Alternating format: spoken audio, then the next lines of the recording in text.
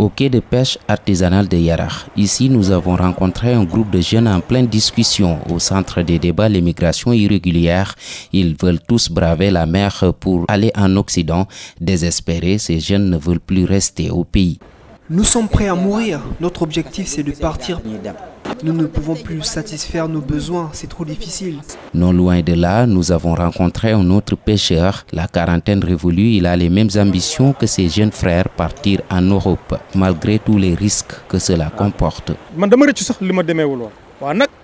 J'ai regretté pourquoi je n'étais pas parti. Si c'était à refaire, j'allais partir tout de suite. Ces jeunes sont d'ailleurs encouragés par leurs propres parents. J'encourage tous ces jeunes à partir, même mes propres enfants. Moi-même, je veux partir.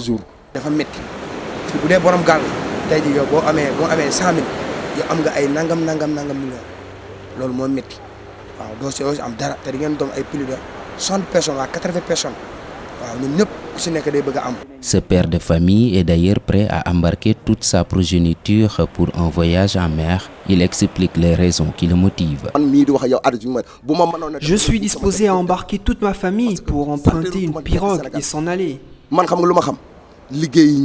L'une des raisons de ces envies d'ailleurs est la présence des bateaux étrangers au large des côtes sénégalaises, ces navires qui pillent jour et nuit les produits halieutiques du pays au détriment des pêcheurs locaux. Nous n'avons plus le choix. Nos autorités ont vendu la mer aux étrangers. Nous ne pouvons plus rester au pays. Ces pêcheurs imputent la responsabilité aux autorités étatiques qui attribuent des licences de pêche à ces pays, des autorisations qui permettent à ces États de faire la pêche dans les eaux sénégalaises. Les bateaux étrangers sont bel et bien présents dans les eaux sénégalaises.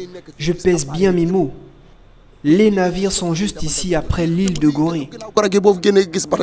Ils ont par la même occasion dénoncé l'attitude de leur ministre de tutelle Alioune Ndoye. Selon eux, ce dernier ne concerte pas les vrais acteurs dans ses prises de décision.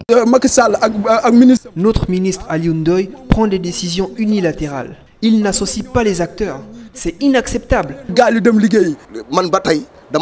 Macky Sall et son gouvernement doivent revoir leur copie dans la gestion de la pêche.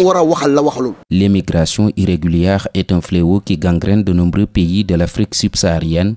Beaucoup de jeunes périssent en mer et ce phénomène est lié à plusieurs facteurs. Ainsi, pour mettre fin à ce fléau, des mécanismes de lutte beaucoup plus efficaces s'imposent.